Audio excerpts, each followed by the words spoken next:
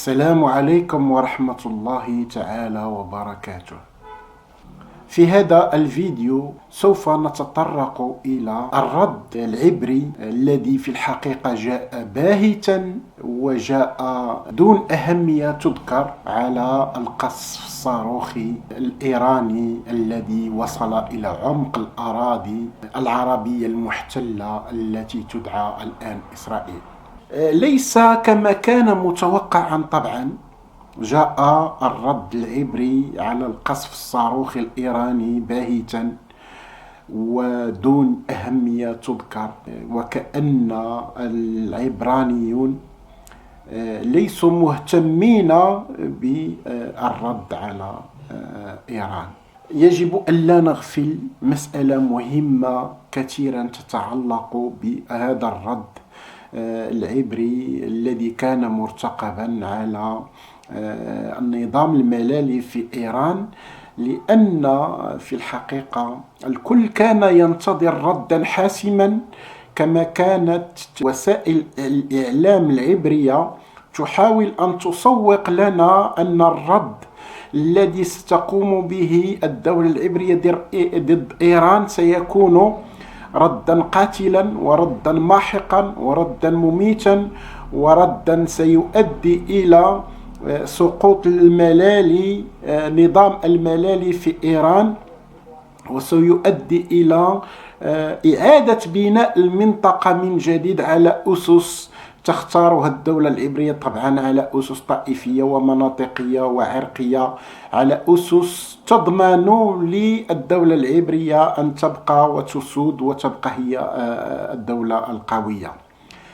كنا نعتقد، وكما كانت تشير وكما كانت تتحدث وسائل الإعلام العالمية والعبرية وحتى العربية التي انساقت في نفس الاتجاه، الكل كان ينتظر ردا عبرانيا على القصف الإيراني بطريقة تؤدي إلى سقوط نظام الملالي، حتى أن هناك من كان يتصور بأن أهداف التي وضعتها الدولة العبرية في إيران سوف تكون المنشآت النفطية الإيرانية أو المفاعلات النووية الإيرانية، أو حتى أن هناك من تحدث على أن الدولة العبرية سوف تغتال خامنئي صاحب العمامة السوداء والذي يتحكم في العقول هناك وفي العواطف في هذه المنطقة، والذين يبايعونه أدرع إيران في الخارج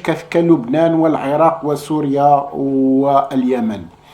كانت الدولة العبرية تخطط لضرب الأسس التي يقوم عليها الاقتصاد الإيراني وضرب الأسس التي يقوم عليها نظام الملالي هناك.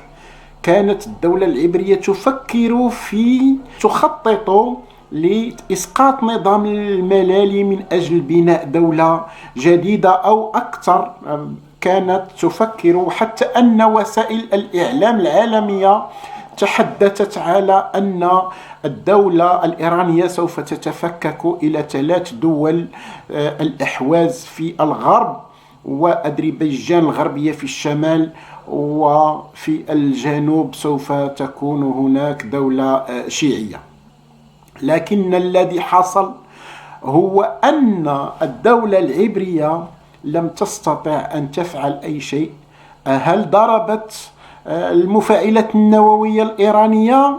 لا. هل ضربت المنشآت النفطية والمصافي والأنابيب النفطية التي يقوم عليها الاقتصاد الإيراني؟ الإجابة طبعا لا. هل ضربت رؤوس النظام والزعماء في إيران؟ طبعا لا.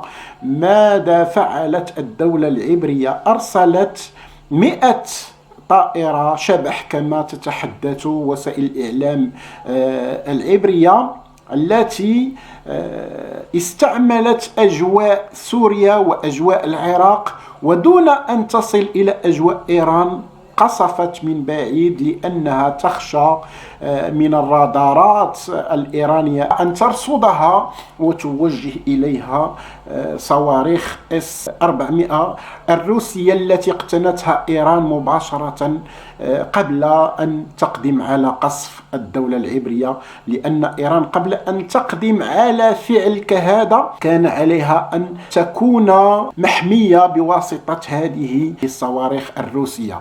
ماذا فعلت إسرائيل؟ استعملت أجواء سوريا واستعملت أجواء العراق، وأرسلت هي أيضا صواريخ ضربت منشآت. الأكيد هو أن هناك 3 منشآت عسكرية إيرانية وصلت إليها الصواريخ العبرية. يتحدثون على مصنع يدخل في إطار صناعة درونات الكاميكازي الإيرانية ومنشآتين عسكريتين. طبعا الإيرانيون فرحون بهذه الأحداث لأنهم كانوا متخوفين، حتى أننا رأينا رئيس إيران في الأمم المتحدة وكان يخاطب المسؤولين الأمريكيين ويخاطبهم بطريقة فيها كثير من الذل، بحيث أن إيران كانت تستجدي الزعماء الأمريكيين بأن لا يكون الرد في ضرب المنشآت النفطية وفي ضرب المفاعلات النووية. لماذا لم تقدم الدولة العبرية على ضرب المنشآت النفطية والمفاعلات النووية؟ لأن الدولة العبرية كانت لديها حسابات متعددة.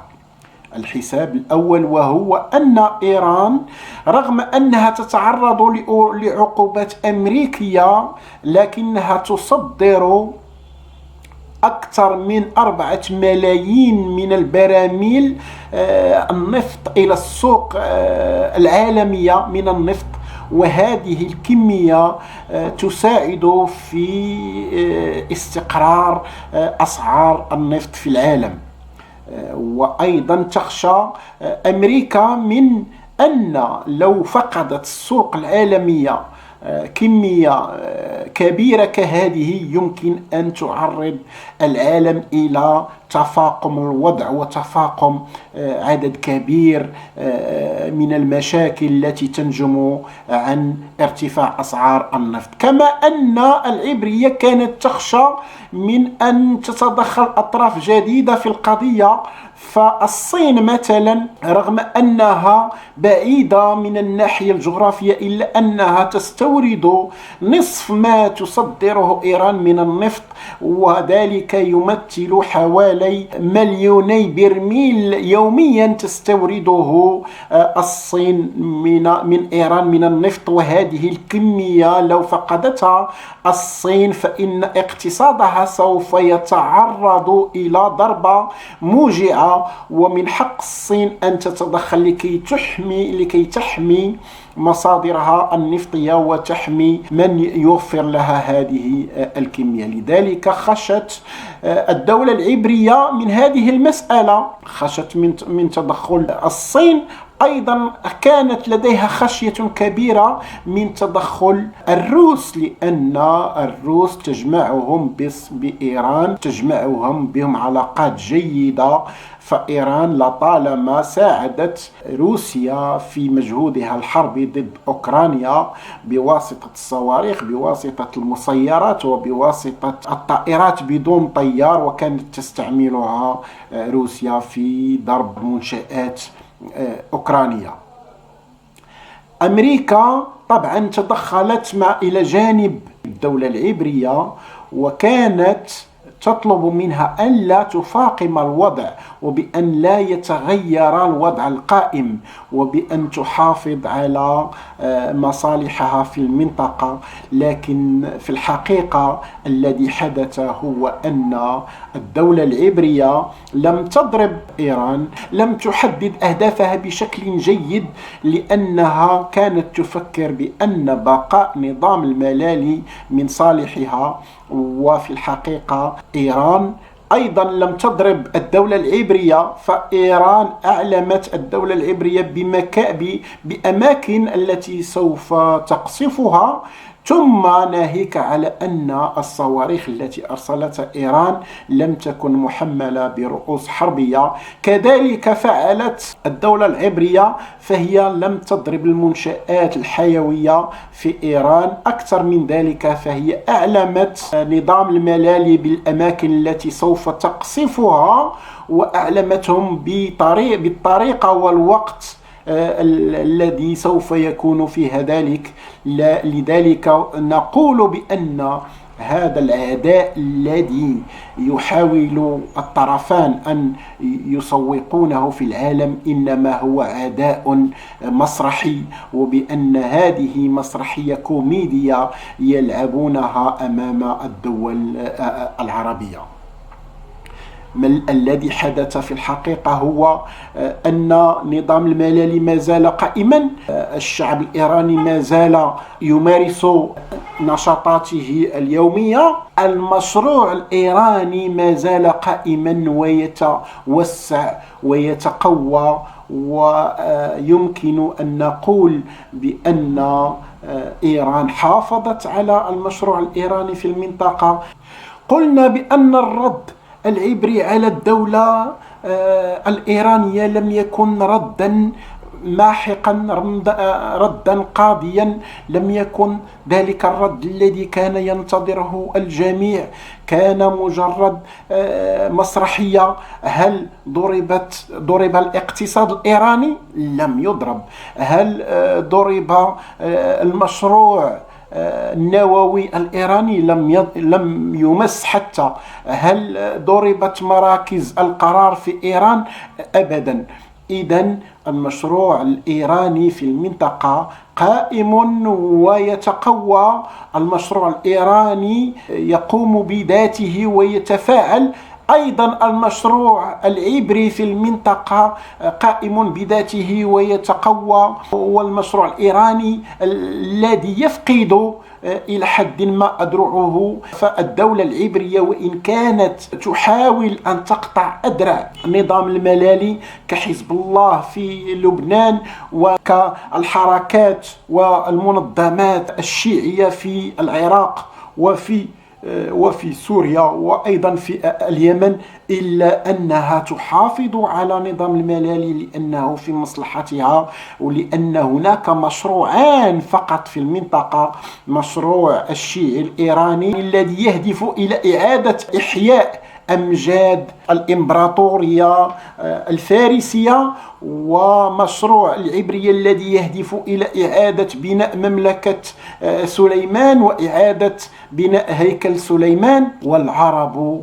كالأيتام في وليمة اللئام ينظرون ويتفرجون ولا يستطيعون أن يقوموا بأي حركة وهم يعلمون. وأصبحت المسرحية واضحة. العداء المفترض بين العبرية وبين الشيعية هو عداء وهمي، وأن هناك حسابات تحت الطاولة، هناك تفاهمات لا يدريها أحد. الدولة العبرية عندما تريد أن ترد تعلم الإيرانيين بالمكان والزمان، وكذلك تفعل إيران عندما تريد أن تضرب الدولة العبرية طبعا. لذلك فالعداء بينهما عداء صوري، وأن الذي يدفع الثمن هو المواطن العربي. إلى هنا ينتهي لقاؤنا، ونلتقي في موعد لاحق إن شاء الله، والسلام عليكم.